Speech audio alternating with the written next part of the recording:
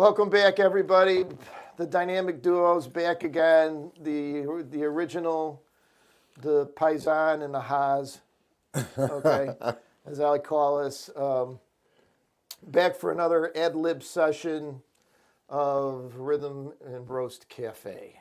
You know, I want to talk a little bit about music. I mean, we are a Rhythm and Roast, okay? We roast mostly politics and current events. And rhythm we haven't done a whole lot on. We interviewed a couple band members in the past, Johnny Moe and some other stuff. But today, I want to say a little bit about music in several different ways. Number one, got to give a tribute and a shout out to John Lennon, okay?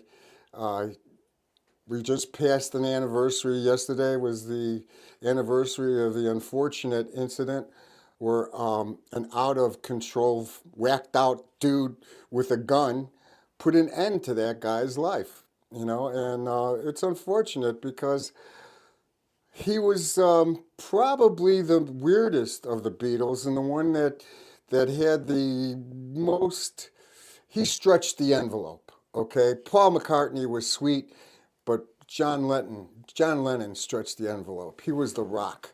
Okay, Paul was the roll. I didn't realize that he was shot in the back 4 times. Oh, I yeah. heard that. That guy snuck up on, he did a Mangione on him. Yeah, I remember as a kid watching Monday Night Football and Howard Cosell came on and said they got the nose.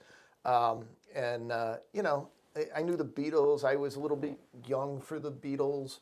You know, the British invasion, all the little girls screaming. And then as they got into the 70s, I wasn't a fan of the late 60s, early 70s Beatles. I still don't know what Yoko Ono does that is so wonderful that everybody thinks that she's this wonderful artist. Pardon me, I Well, don't get it. I don't Okay. consider her a Beatle, or she's a Beatle adjacent. Well, I mean, she is, you know, anytime you have a group of friends and the girlfriend comes in, she's the Yoko Ono of the group. So, Yeah. But I know, I mean, she's still, I mean, everybody's just, listen, she's very popular in crossword puzzles.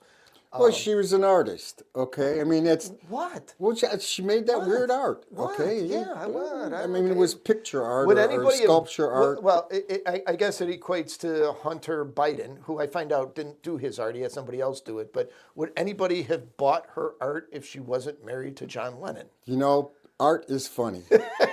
Art is funny, okay? I'm not going to sit here and say this is artful or this is worth value or this isn't, because it's all, this is Einstein and Niels Bohr. You know, reality can only be measured by the observer from the point of observation, you know? And I mean, if you ever get a chance to go to Italy and see the Pietà, that is probably the most magnificent work of art I've ever seen in my life. So you And weren't in probably- Florence then, right? No, that was at the Vatican. The Pieta's in the Oh, Vatican. I thought you thought, no, the one that Michelangelo did? Yeah. The original was in the museum in Florence. No, it's in the Vatican. It's in the, Well, then I it's was in the- looking at a different You were piece. looking at thinking of David. No, it wasn't David. It was a mother and Christ. That's at the Vatican.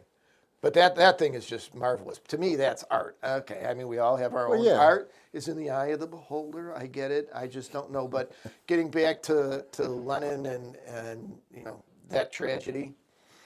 Yeah, I mean, it was an era, and I guess he was kind of the leader of that whole counter-revolution to a great extent. Was he?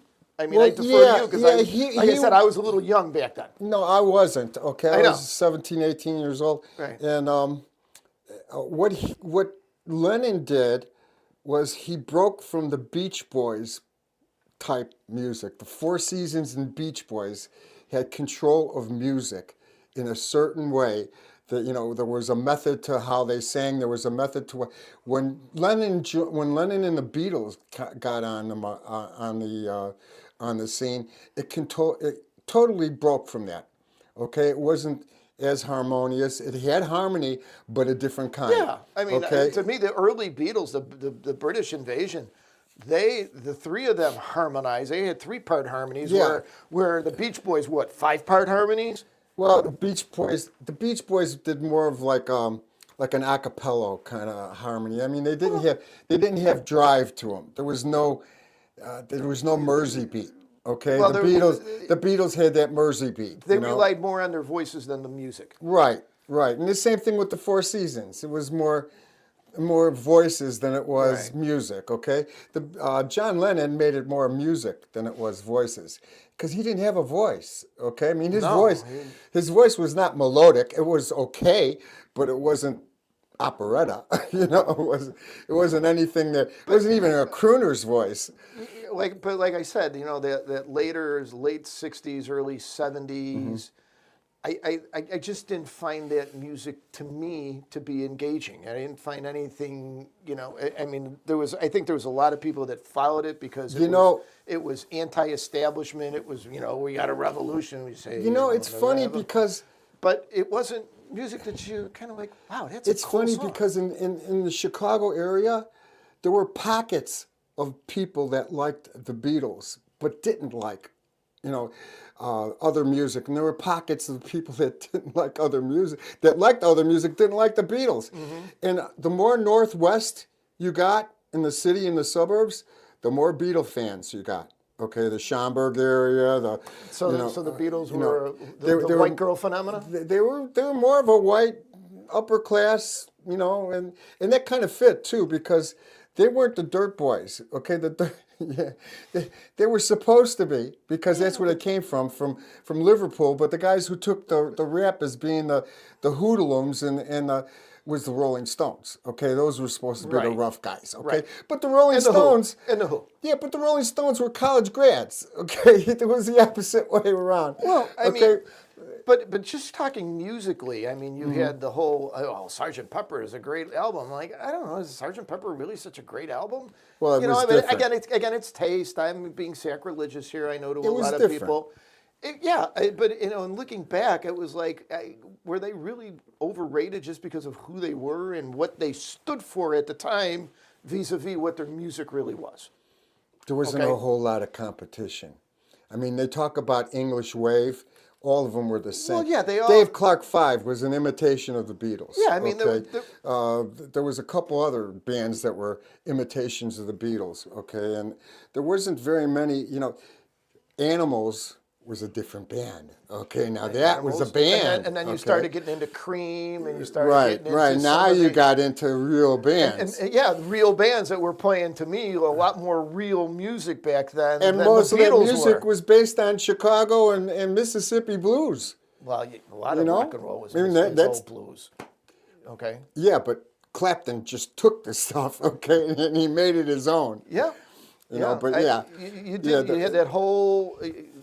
In any Again. respect, I respect Lennon because he did have a creative mind. He did break the rules, you know, and he did pursue new grounds, you know, and a whole lot of music. What were those new grounds? What do you mean? He merged the kind of a southern rockabilly, you know, with some of his rhythms. Okay, he merged that with more up-tempo rock. Okay, so he brought as Clapton brought blues into rock, he brought rockabilly. He brought hillbilly music into rock. Okay, You saying He Lennon was- brought that style of music more? Lennon and Harrison, Lennon and Ringo Starr were the two hillbillies in the band.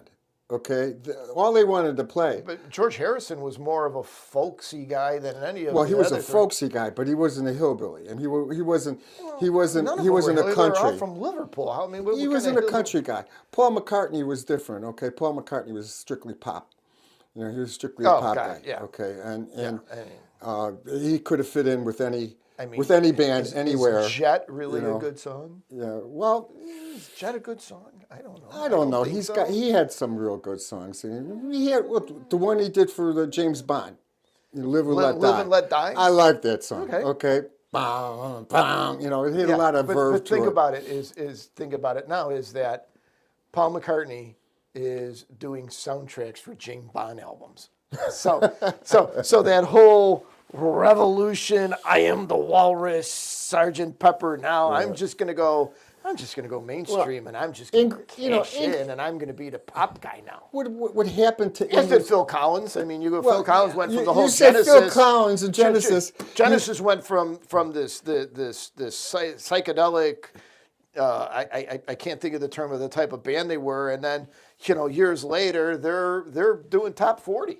Well, there were more showbiz rock. Do you remember they were coming in Rocks, over at right. what was it, the Uptown Theater, where they came in from the rear with all these big spotlights The on White their head Lights, and yeah, stuff? the Lamb Oh, Lies Down tour.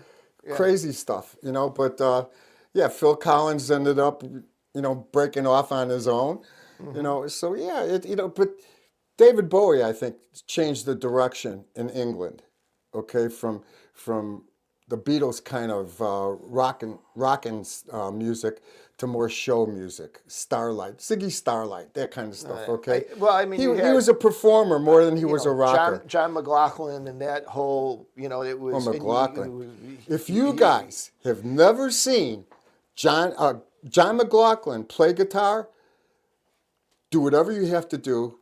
Find a video, find a concert to go to. If you can see him live, that's even better. And if you can get front row seats or someplace close so you can see his handwork, you'll never see a rock guitar player. He's not even rock. He's like jazz rock. He's like explosive. He's really good, but More- I don't more like than his really music. good. I just don't Oh like yeah, his music. is more fusion. Yeah, it's more fusion. has Jazz little- artists call it playing has a weak outside the beat. box. His weak beat, his No beat. no It's like no melody. beat, yeah. Okay, but it has riff that you wouldn't be able to duplicate with any other guitar player in the world. Right. Okay, Andre Segovia couldn't compete with this guy. I saw him play a double-handed guitar. Okay, 6 strings, 12 string, and it was at was it Ravinia. Okay, where you sit in the grass and stuff.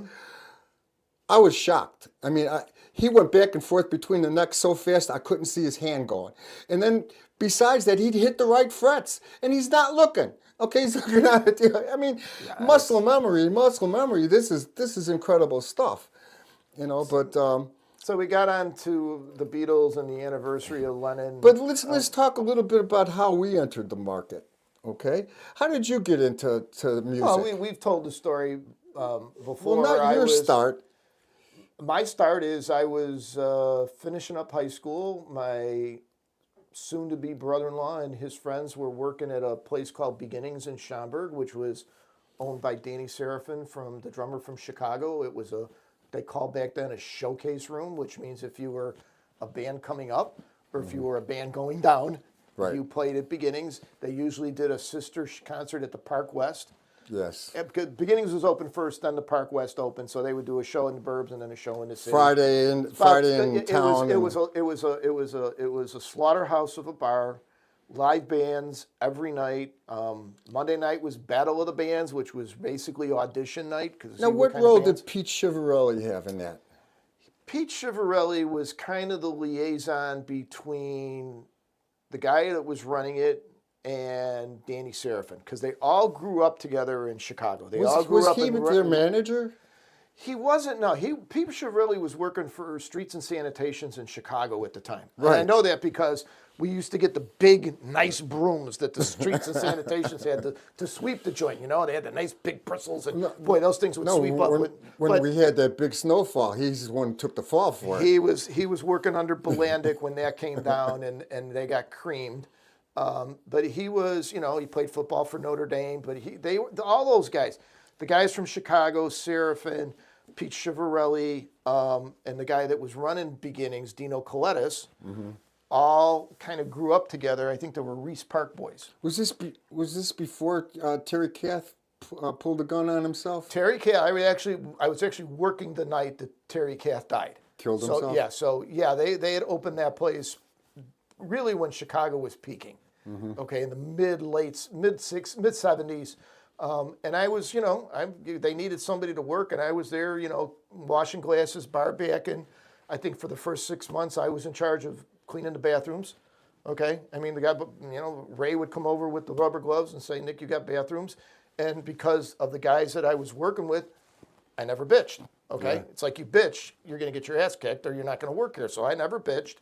You know, and listen, I was 17. I was having a blast, man. Are you kidding me? I was having a ball. It was the greatest job in the world. Oh my God! For a and then 17-year-old. You know, and then like I remember one night I was like, you know, Dino comes up to me and he says, "How do you make a 7-7?" I go, "You put Seagram 7 and 7 up." He goes, "Good, 10 bar right there."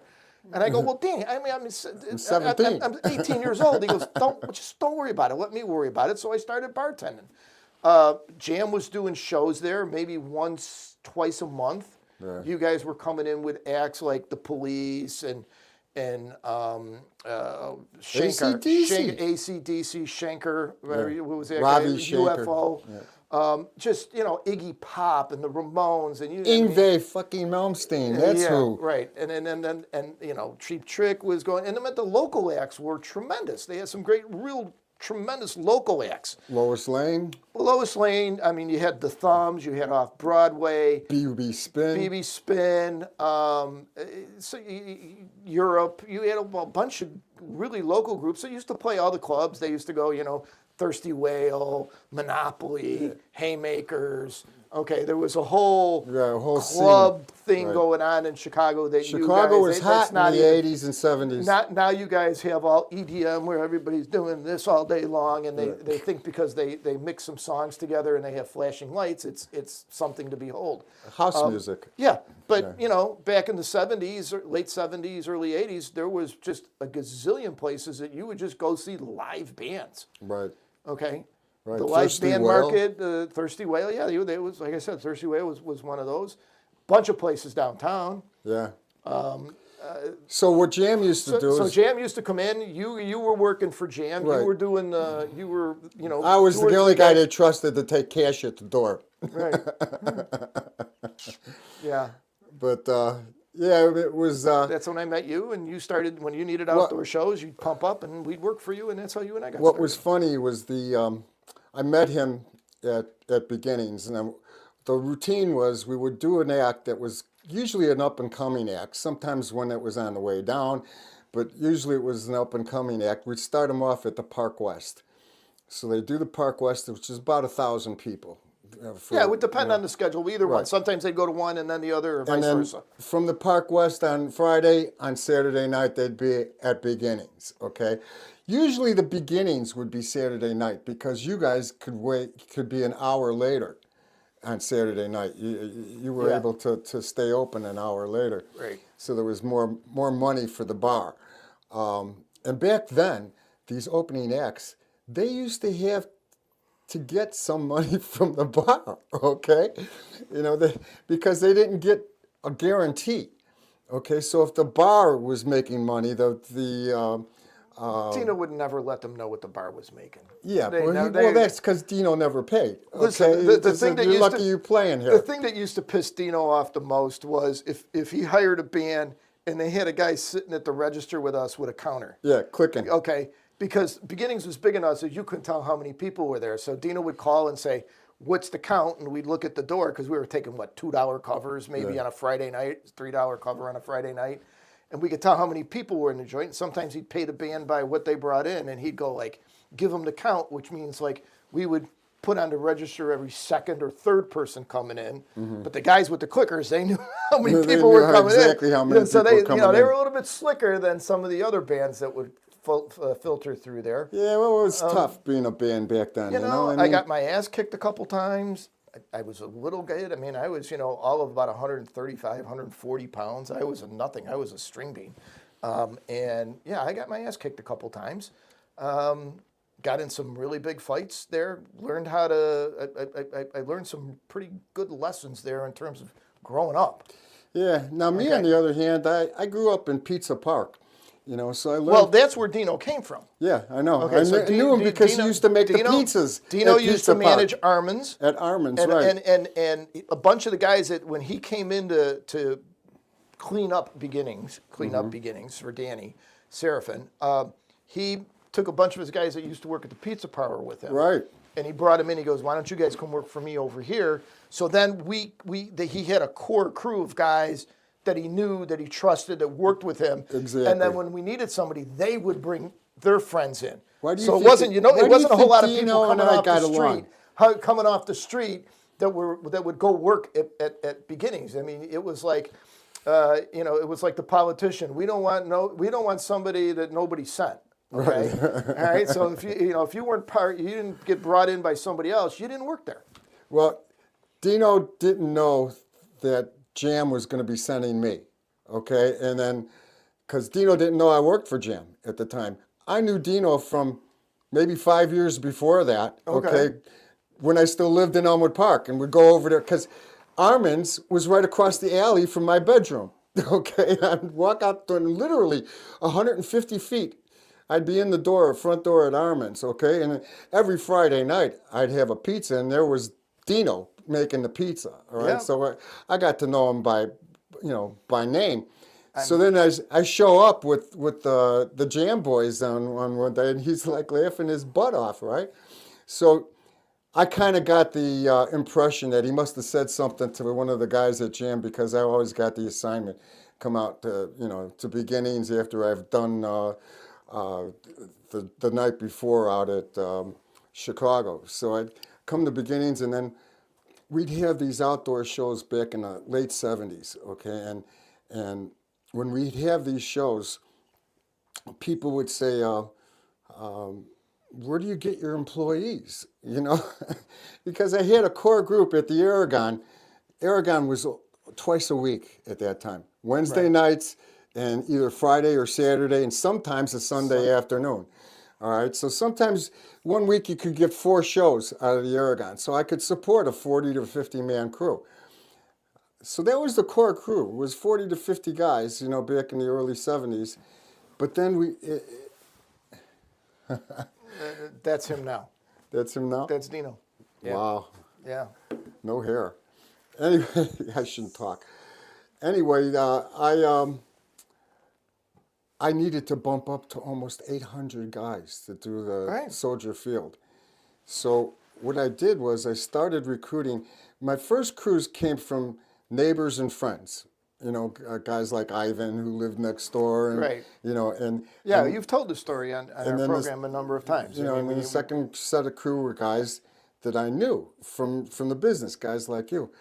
But then when I really had to get help, I drained every doorman in Chicago. I mean, there was never. I mean, whenever there was a jam show over An at outdoor show? at the amphitheater, not the amphitheater, the Soldier Field, Soldier Field. some outdoor show, you could get away with anything at any of the bars because there was no.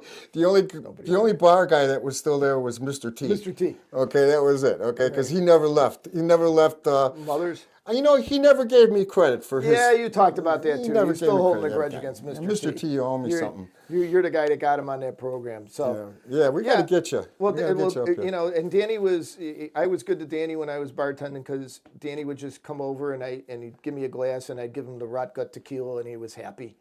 You didn't have to drink the Highline stuff and because Dino was like, man, don't you give away a drink, you're gone. I mean, he was, that was liquid gold to the bar business. So Well, you didn't give away drinks. at all I at was that never place. much of a drinker, and so when people say, "Well, how do you drink socially with people?" and I said, "Well, tell me what is the worst tasting possible that you can't get hooked on, or it's very difficult." Because I know me, I could get hooked on chocolate eclairs. Okay, so if I like something, I would go You're gonna crazy abuse on yourself. it. And so they all said, well, tequila. So I started drinking socially tequila, and you're right, you can't get hooked on it. I mean, by the third one, you're numb and you don't want any more. Now we fast forward. Beginnings is gone. Rosemont opens. You need a standard crew for Rosemont. I start working regularly at Rosemont, going to college. Right. And then I started working uptown, and then you moved me into the Aragon, which is like, the exclusive. You had to be part of the crew to work the Aragon. And then we just and then it got to the point where I don't know how many times I would go to a show and I'd walk in and I'm going like, who the hell's playing tonight? Yeah. I mean, who's here? I don't even know who's playing. I mean, we're doing 3 shows a week. Well, remember, we used to call October Rocktober. Yeah. Because there wasn't, there were few days during a week that there wasn't a show going on someplace, Yeah. And I don't know, they've calmed it down a bit now because, I'm not in the business anymore, but I do look at the ads on TV and on the newspaper, and I don't see that many shows. There are, Yeah, listen, you look at the concerts, and I still think the club level the club scene is starting to make a little bit more of a comeback. I think you got a lot of young kids that were playing Guitar Hero that now got into like the whole rock and roll type of scene, and they actually like, wow, musicians really do play instruments, and this is kind of fun.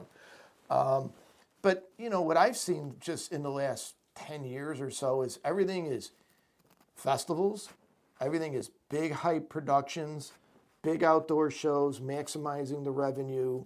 The 2 nights or 3 nights of Taylor Swift at Soldier Field, and then you have the geriatric tour.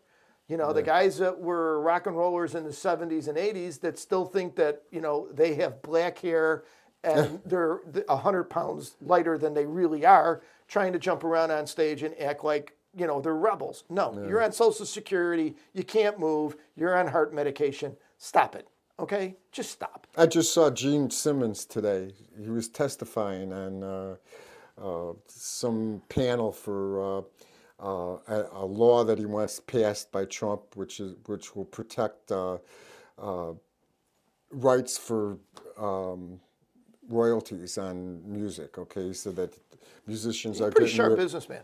Yeah, musicians are getting ripped off. So he says, especially if the songs are being played in another country. So okay? I was told this. Yeah. Have you ever heard of the app Shazam?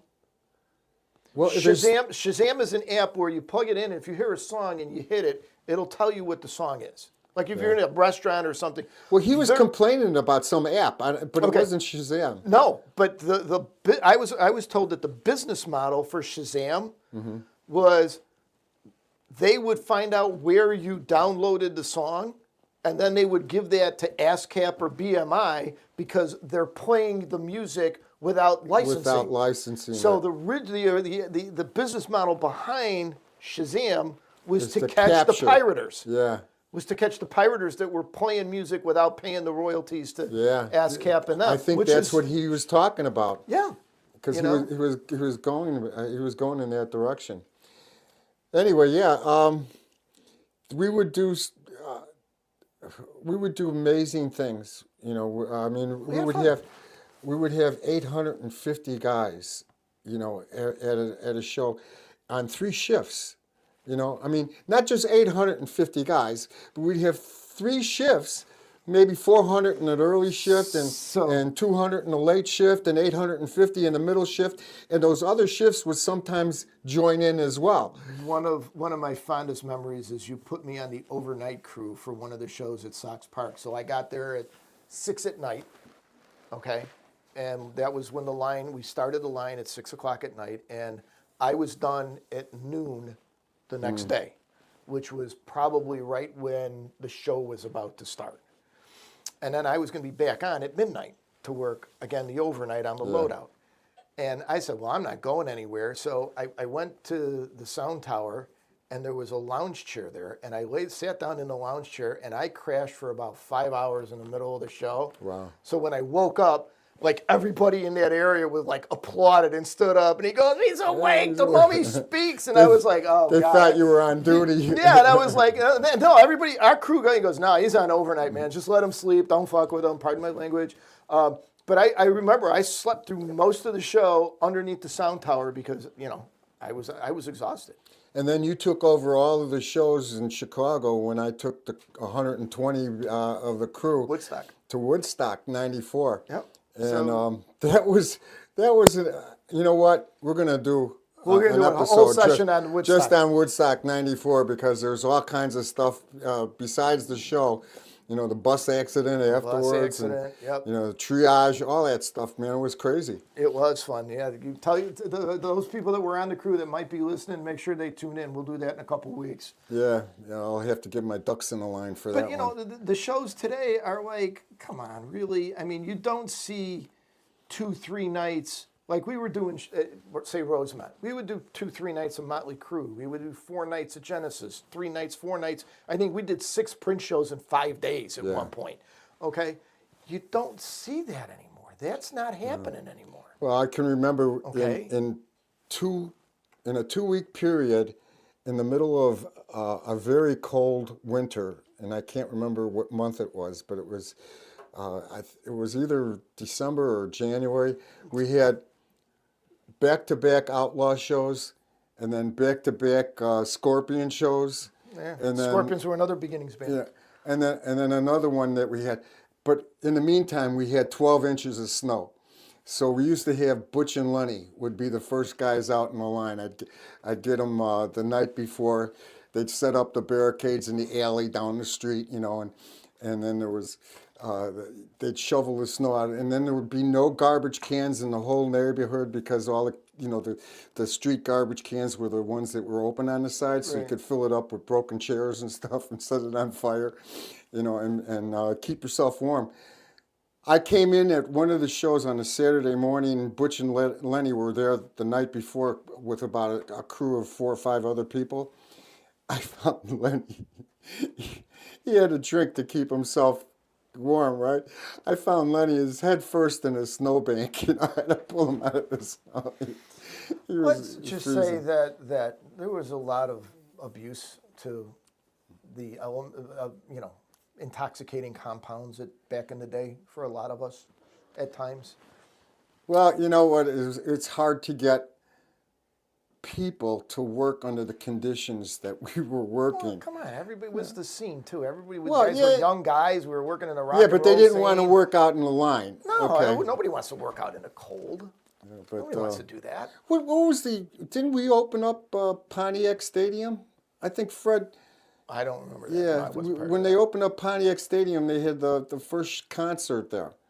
You know, and Fred, who was my boss at Jam, asked me to put together a crew of I think it was 40 or 50 guys would fit in one school bus, and we went out to show the people. Gee, thanks. A school bus all the way from Chicago to Detroit. Yeah, Good to God. Detroit. Well, we got That's torture. Have a nice day. I'm taking my own car. well. I You would, drove. they also had the coolers full of beer on the bus. You know. Listen, so- that was the one thing that Jam did that was always appreciated is at the end of the night, they'd bring out They a gave us garbage beer. pan full of beer, and everybody got at least 2 beers at the end of the night. If you were on the wagon, they had pop for you. That was a staple. You know, it was funny. The supervisor of our black crews, Andre. Andre. Okay, he said he never drank beer before. He says he started drinking beer because he worked for us. It's still old style out of a can is still the only one or the only canned beer that I enjoy. Oh God. Anyway, So that's so our we were little. going to talk a little bit about ICE, but I don't know what we can talk about on it. That Well, could be anything we've got different. you wanted to talk about the new Pritzker law that basically tells ICE that they can't go into state buildings. He can't tell them that. He's telling the school district that they can't give out the information. Okay, that ICE can ask them, but they don't have to answer. It's all posturing. Okay. It's all what? It's all posturing. Okay. Okay. If the feds want to go into a school, they can. If the feds want to subpoena records, they can. Okay. I just don't see any sense to all of this. It's just Well, to me, it's yeah, diversion. It's him diverting things away from people criticizing him in other areas, specifically Epstein files. Okay, if he can cause enough in other direction, nobody will pay attention to him. Wait, hang on a second. Epstein files? Yeah, Nobody cares about Epstein files. you don't. Nobody does. I don't. Nobody does. If they Well, did, there's a lot of people that do. Who? I The- disagree. I think it's a pretty big hot topic. So There's a lot of people that do. Epstein files. Yeah, Really? about Yeah, whether or if- not if the, you, if he you was. haven't checked into the internet since they basically said they weren't going to release it, and then all of a sudden out of nowhere, what was it, 2 weeks ago? Yeah, he they're said like, you know what, we are going to release it. We want everybody to vote, and then all of a sudden it was releasing a bunch of redacted files once redacted. again. Like, You know- all I know is like again, someone that was very much on the edge of voting for Trump, and I'll openly admit that I did.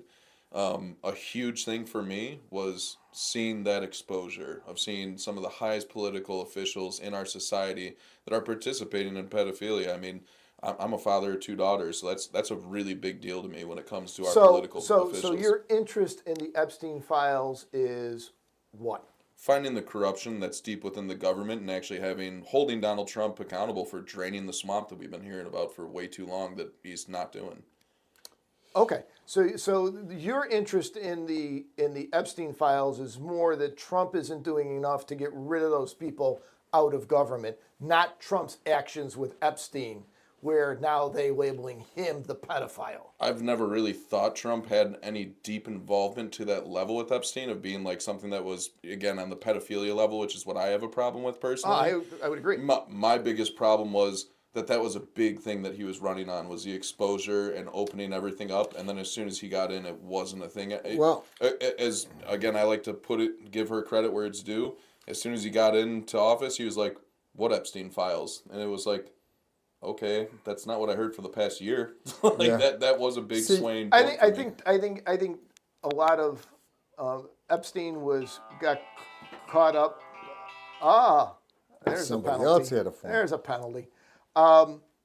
There's a couple things with that. My perspective on the Epstein files is I think there is a lot of people that had a lot of contact with Epstein that weren't necessarily involved in a lot of the decadence that he was involved in on his little island with a lot of people that have coming to the forefront now that if they're kind of like, oh, I don't want my name out there.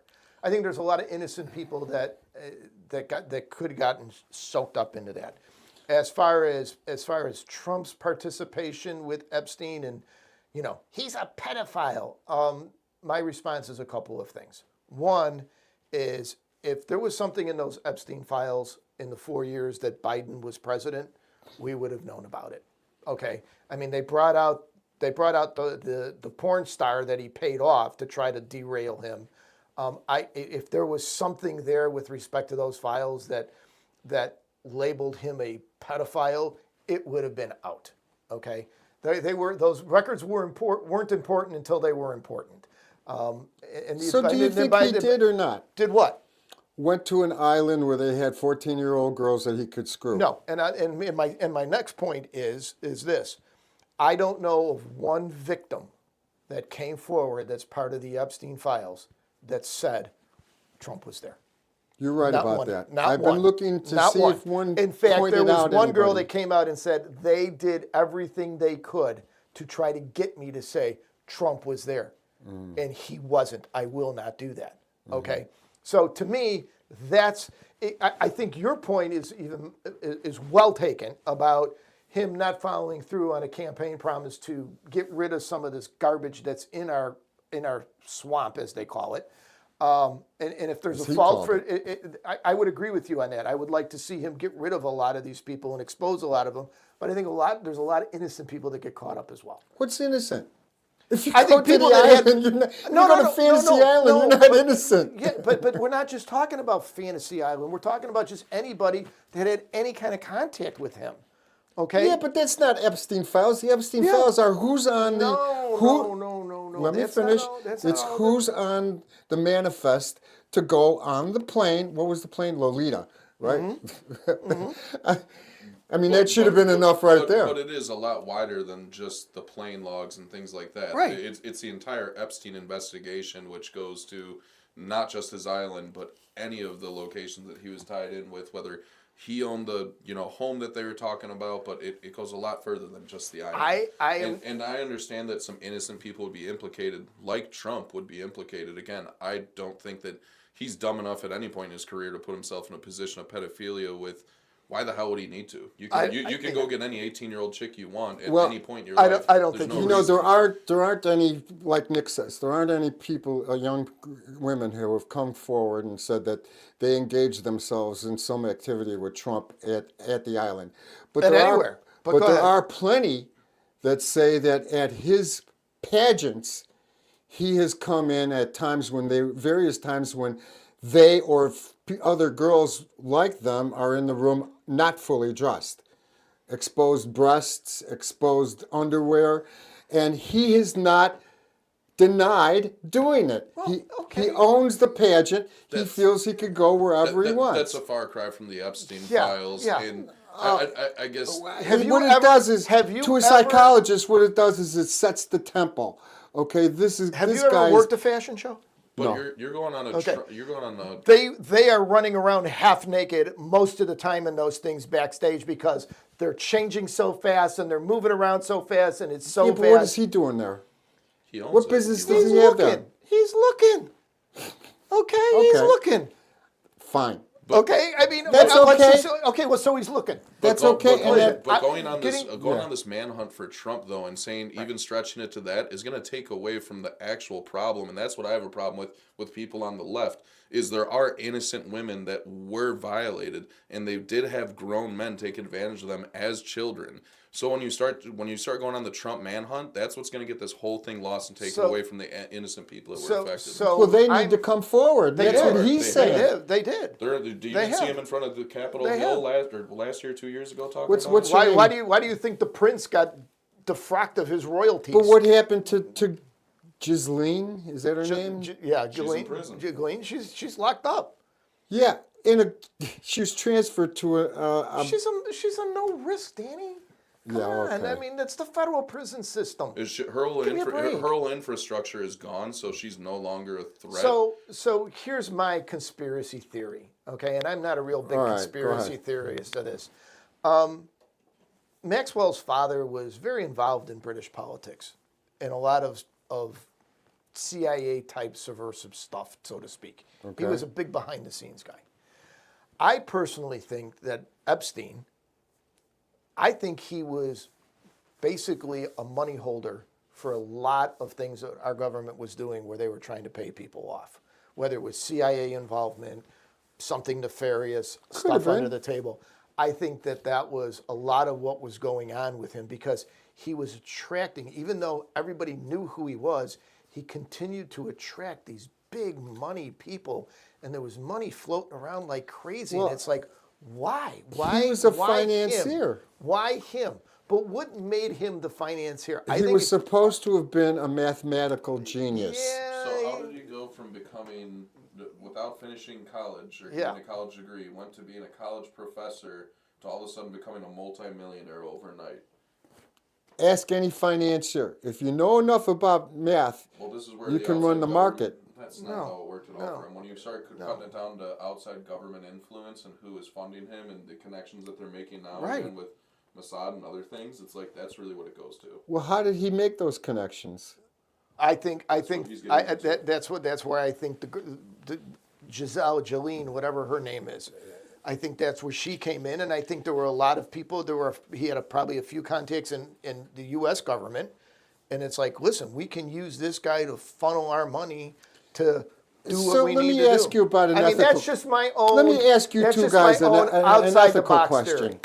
Sure. If a person, any person, owns their own nation, island nation, okay, like that's what he had. He had property. That island that he had didn't belong to any country, did it? Yeah, he just owned he owned an island. Go ahead. He owned an island. Okay. Can he set the rules?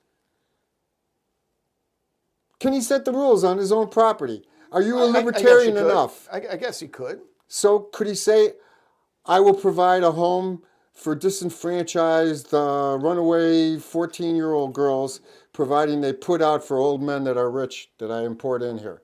Can he get away with doing that? I believe that's probably a violation of some international law, but yeah, okay. You think it is? Yeah, I think it is. What international law? I've never heard of one. Okay, you can't even transport women across state lines for purposes of prostitution. It's That's called the state Manning. lines. That's okay. Illinois. They were I- transported yeah. from the country You to can't. the island, and Yeah. and that's where Yeah. the big problem lays. It's just like with the Sean Diddy Combs case right now. A lot of it is the transferring of the prostitutes and things like that. When you get into minors, moving them from the United States Okay, to a so it private isn't island. the act, it's the act of moving them. No, I think it's the act think too, it's the Danny. act too, I yeah. think just Well, then because why you- isn't I Saudi just- wait, Arabia Danny, improper? I just don't. Just because you buy an island doesn't mean that you can do whatever you want on that island because you own it. Well- It's no different than you owning a condo somewhere and saying, "Well, it's my condo, so I can do whatever I want Can with the it." Saudi prince do whatever he wants in Saudi Arabia? Given- Can he given- execute somebody? given- Can he screw whatever woman he wants to screw? Can he have a harem? Can he have a harem of young girls? According to the laws of their country, yes. Okay. Okay. What's the difference if the country's big? I'm not or if saying a it's. little I'm island- not saying it's little right. I'm not island? saying it's morally right. Okay. Okay. I'm not saying that's it's No, morally but you're right. saying that someplace it would be illegal internationally. I think in most places it would be illegal internationally. No, listen. The early Polynesians, as soon as the girl began menstruating, that's when they would Yeah. impregnate them, and it was the grandmother who was probably find in her somebody. mid. No, Yeah. it was the grandmother who was would probably raise the 40. baby, who was probably in her late 20s, early 30s, would raise the child. Yeah. Okay, why? Because culturally, that's what they did. It was. No, they I didn't have understand. medicine. They had all the things. That was when the- Africa's another Right, right. And just so you know, looking into it, Jeffrey Epstein's island, Little St. James, and Great St. James fall under jurisdiction and laws of the United States Virgin Islands, which yeah. is an insular territory of the United States. And then it kind of goes into where it shares local laws and also federal laws of the U.S. So is that the island that he had? Yeah. Yep. It was within the Virgin Islands? Correct. Okay, But so I it mean, was the under premise of your juris- question is good. If you own your own little piece of the world, can you do whatever you want on it? Yeah. I mean, You know, that's the libertarian view. That's the libertarian view. Yeah, I get it. Okay. I mean, the question is a 12-year-old girl voluntarily going there knowing that she's going to be a sex slave because it's okay? Okay. I mean, I think you kind of have to discern that a little bit more.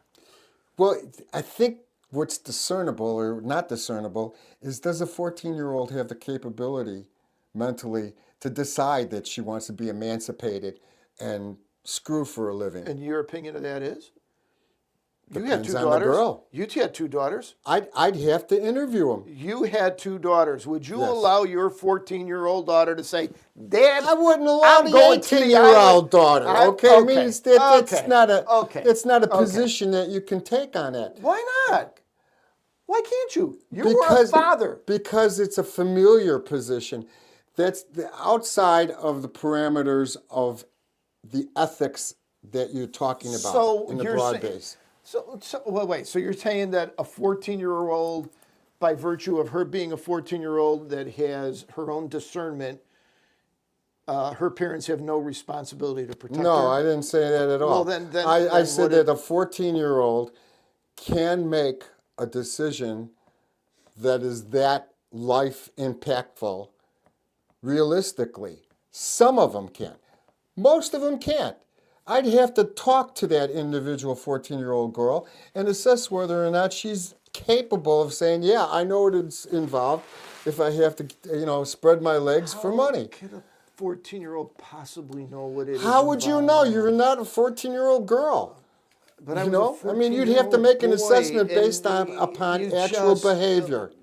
No, Danny, I think there is a degree of maturity. There's a degree of Oh, that the you world have is to- based on outsiders deciding what's mature for somebody else.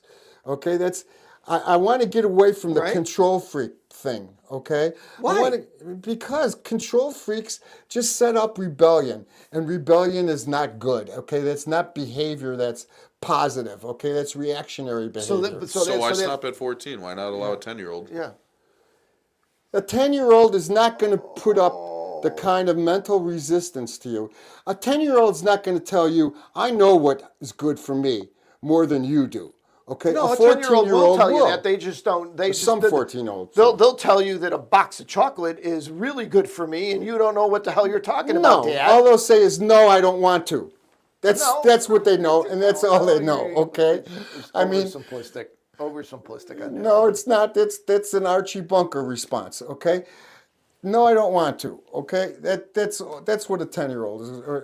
Or they'll say nothing at all. They'll storm off, stomp their feet, throw a tantrum, throw shit, We've gotten a far cry from ICE and J.B. Pritzker's policy on Didn't it. we, Yeah, get, we, I know, we but- really got way off on I was going to this, didn't we? say, and also I feel like you pitched us off from it by saying he's doing this to hide the Epstein files. Yeah. And first thing came to my mind was I thought you were talking about Pritzker. I was like, what Yeah. are we even talking about? No. Pritzker's in the files now? No. So, Well, yeah, getting Pritzker- back to it. Listen, What are we Pritzker's going a to say? tool. Well, let's wrap this up, okay? Listen, ICE, Illinois, I had it here earlier, 1,700, they released 1,700 people that had detainers, ICE detainers, 5 murderers, I don't know how many sex offenders. I mean, the list goes on and on and on. And it's, Did they tell you what the and cost was? I don't care what the cost don't is, care. Danny.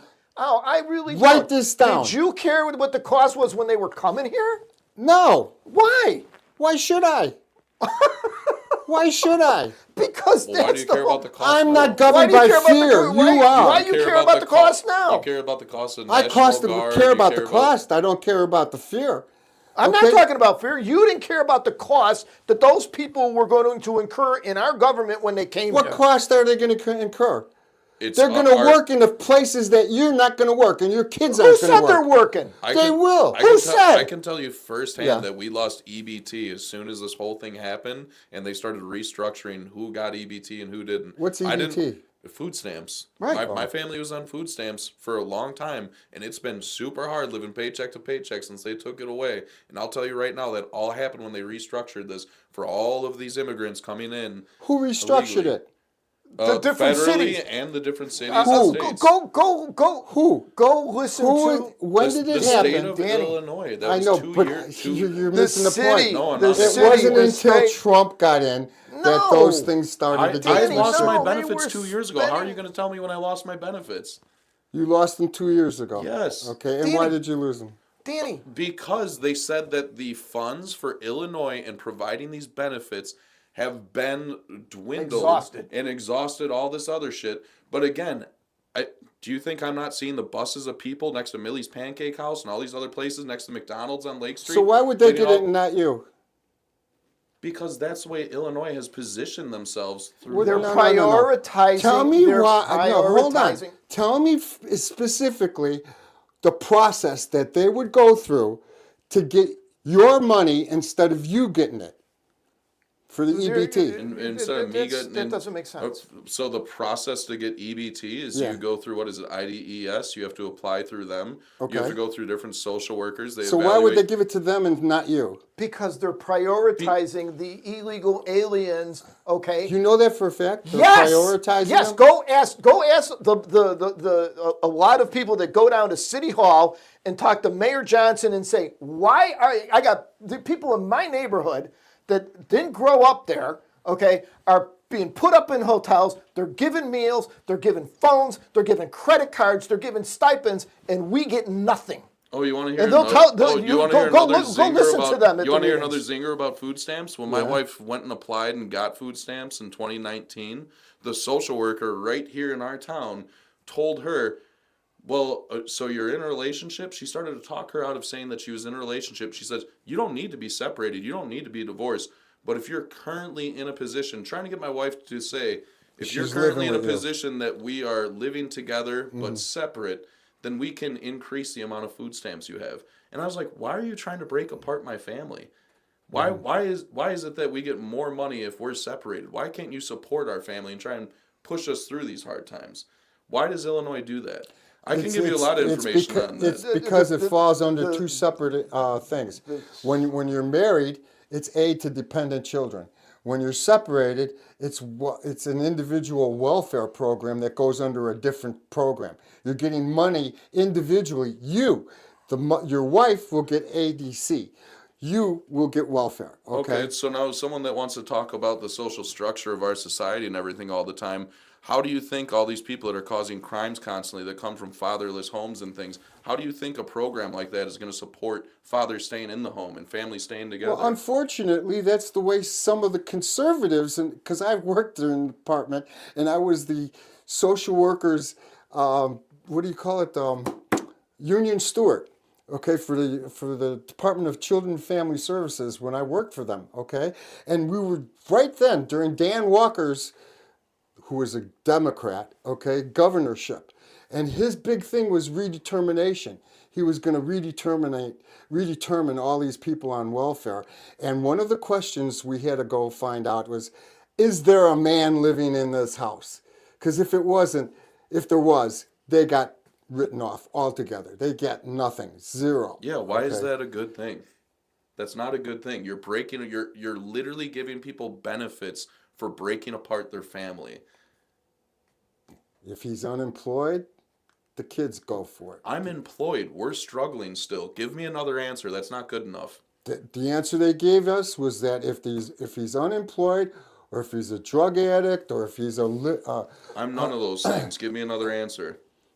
it didn't matter. That was It what they're does right saying. If now. he's in the house, he should be working. If he's working, I'm in the house. I'm working. Give me another answer. I don't know. Exactly. It's fucking stupid. No, It's influencing families to break apart, and I can't understand how you don't see that. so you're saying to don't give wanna- you money is a bad thing. In order for us No. to get money, we have to be separated. That makes no sense to me. So if you're together, you should be able to get money from the federal government You'll get or the less. state. Yeah, I think I should be able to. Why?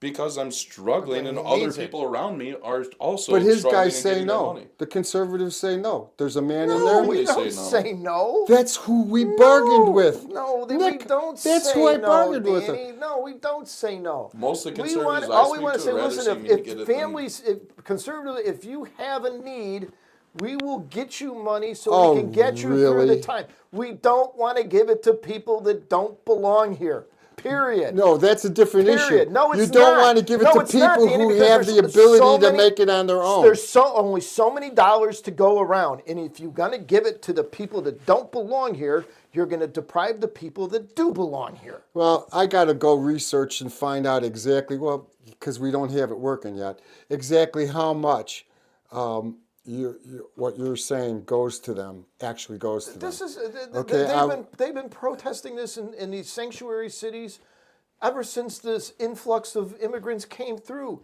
New York, they were putting them up in hotels, giving them $5,000 credit cards, and giving them money every month. And You know, I it's like, heard all of that, and then I go to two different Here's a number stations for on you. TV. In 2023, Illinois spent $2 billion in taxpayer costs for healthcare and support services, and that's from fiscal year 2023 to 2025. Yeah, but that doesn't say anything. Well, what it says though is it doesn't delineate. It doesn't break it down. So You're right, it doesn't it mean doesn't. anything. I could break it down more. Break it down. So that's that. Why do you think this last shutdown? That's what they were arguing over. They don't want benefits, medical benefits, to go to the illegal aliens, the people that are not here properly. That was what the Democrats wanted to extend. Okay, and the Republicans said, no, we're stopping this. Look up the federal law during Ronald Reagan's administration. I'm not looking to look up federal Wait a law. minute, the Ronald federal Reagan's law no, that I'm says not. I'm that not. said no matter what, if somebody, and it didn't say citizen, if a person shows up in an emergency room, the hospital has to treat them, whether they have insurance, whether they're a citizen, whether they're on any kind of Medicare or whatever it is. If they show up to the emergency room, you must service them. Okay. Okay, So- that's not a Democratic rule. That's a Ronald Reagan rule. And in retrospect, that's probably a bad rule. Number one. Nobody got rid of it. Number two, what's happening now, and I know this because I have a friend of mine that's a head of an emergency room, okay, is that people that when you went to the emergency room, you had an emergency. Okay? People go now for a cough. Right. Yeah. People are going there for basic health care. Because they saying don't it's an have emergency. insurance. And they go, oh, well, we'll give you this and we'll give you a little of this, but we're not going to, okay. And they're going, yeah, that's costing us a ton of dough. Why do you think Yes. my health care is going so up? Yes, absolutely. Okay. Well, where's it all going to? It's going to, a lot of it's going to the And people that last are here week I illegally. told you we could have fixed this with Medicare for all. Oh, I wasn't here last week, so I don't know. You're not going to fix Medicare for all. Stop. Medicare for all would have fixed it. All right. All right. I got to go home. Anyway, listen, Mrs. Calabash, I Yes. know you've been sick, but I hope you get better. So good night, Mrs. Calabash, wherever you are.